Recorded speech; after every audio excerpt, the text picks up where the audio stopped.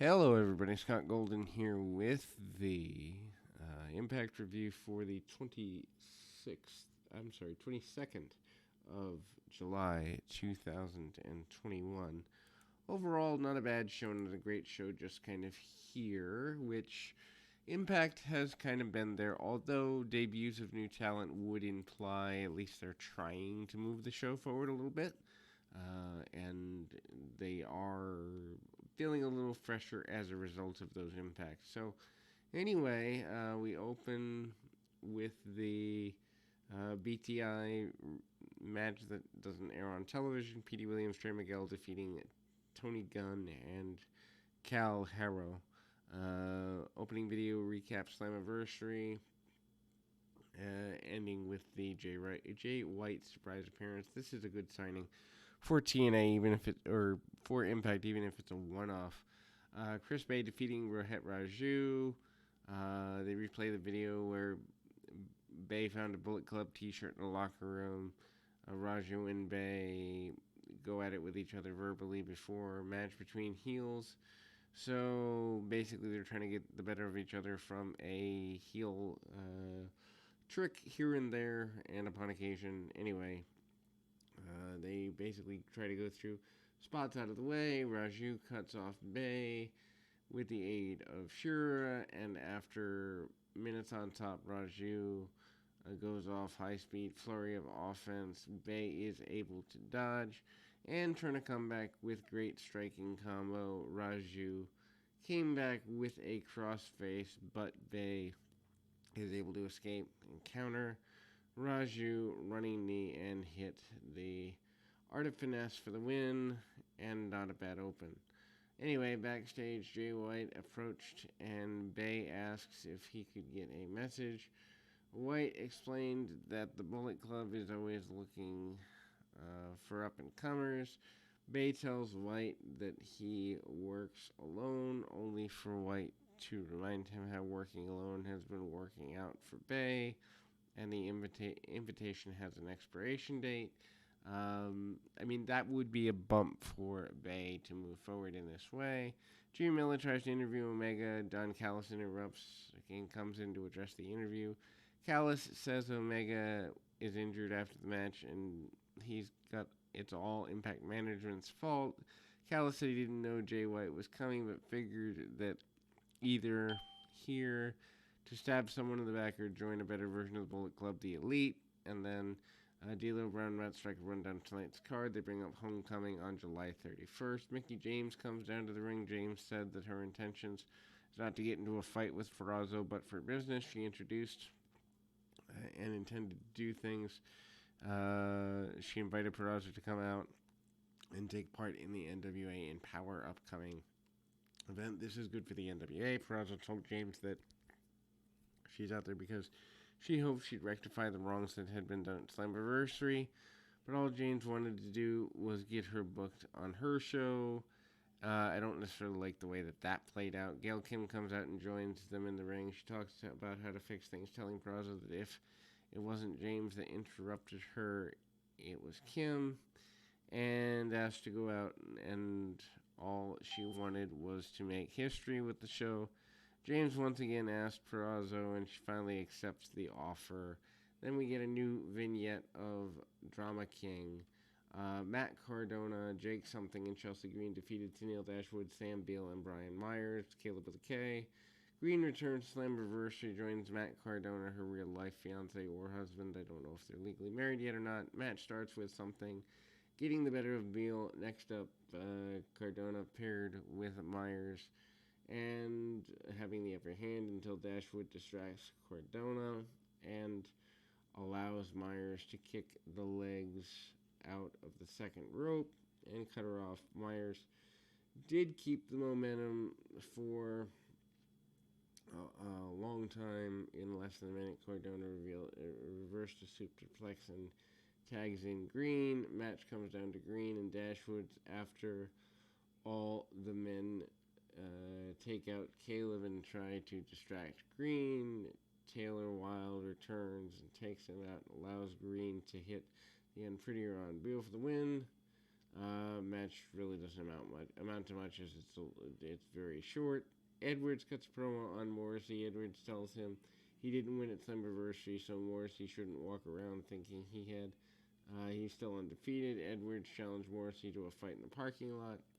Back from the commercial, they meet in the parking lot and start brawling. Crowd is gathered and they're watching this. Trash cans, traffic cones, and a cooler are used as weapons.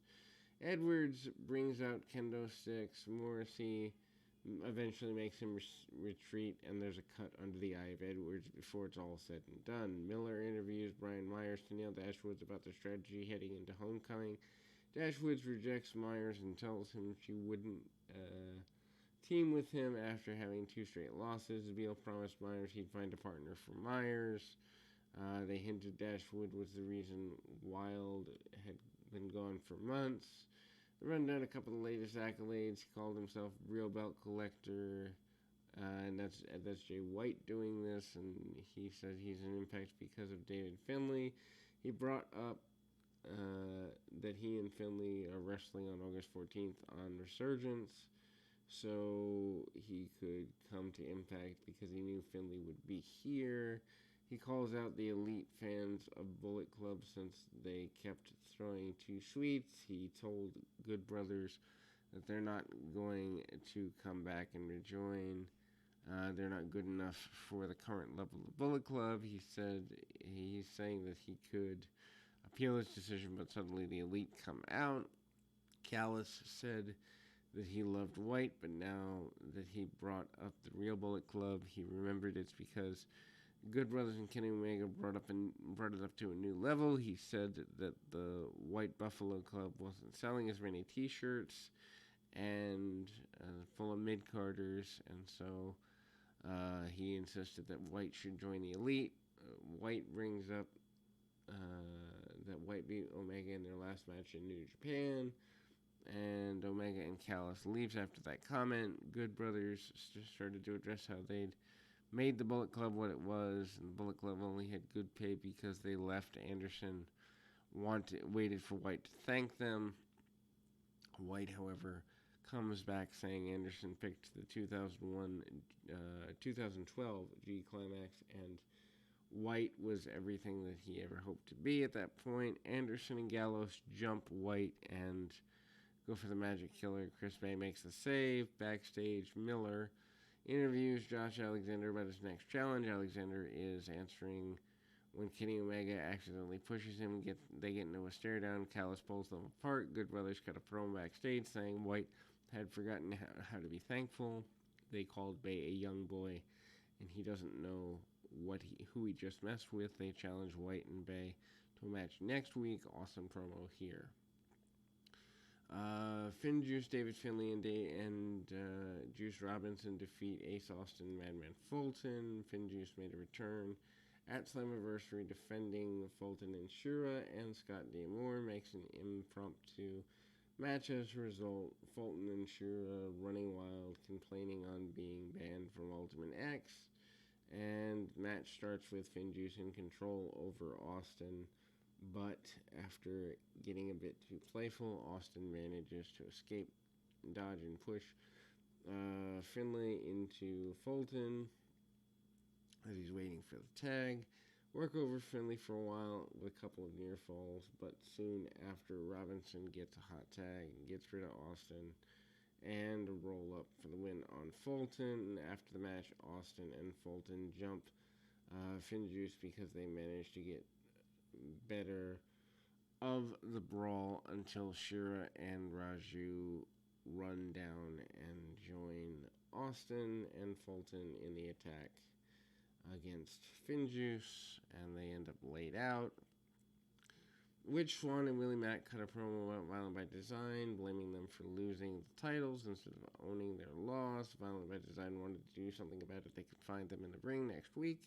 Lights go out, and Violent by Design jumps them, and Gia Miller catches up with Moose, going into D'Amore's office, requesting a rematch for Sabin, confronts him and tells him he didn't want to ask for the match, he was ready to fight him. D'Amore tells him he could main event Impact, but not to fight right there. Next week, Jay White and Chris Bay against the Good Brothers and Violent by Design versus Willie Mack and Rich Swann, and Steve McLean versus Trey Miguel on BTI. Honestly, weak show overall. Last match of the night, Knockouts Tag Team Champions Decay, Rosemary, and Havoc with Crazy Steve and Black Taurus defeat Fire and Flav. Kiera Hogan, Tasha Steelz retain the titles. Havoc and Rosemary capture the championships at Slammiversary. Match starts with dominance at the hands of Decay. They run over Hogan early, and then Steelz tags in, overtaken by Havoc and Rosemary at a later point. Steelz manages to cut Rosemary off, tries to get her upside down, only to get distracted by Hogan. Havoc runs wild over both women and forced to tag out again. Hogan gets a sleeper on Havoc, and she returns with some miscommunication. Hogan super kicks Steelz, leaving herself open for Havoc and Rosemary. And Decay celebrates as the show goes off the air. Again, a really flat show coming off a pay-per-view, but again, there doesn't need to be 3, 4, 5 national companies when there isn't the talent in writing to support them. Anyway, we'll be back with more right after this.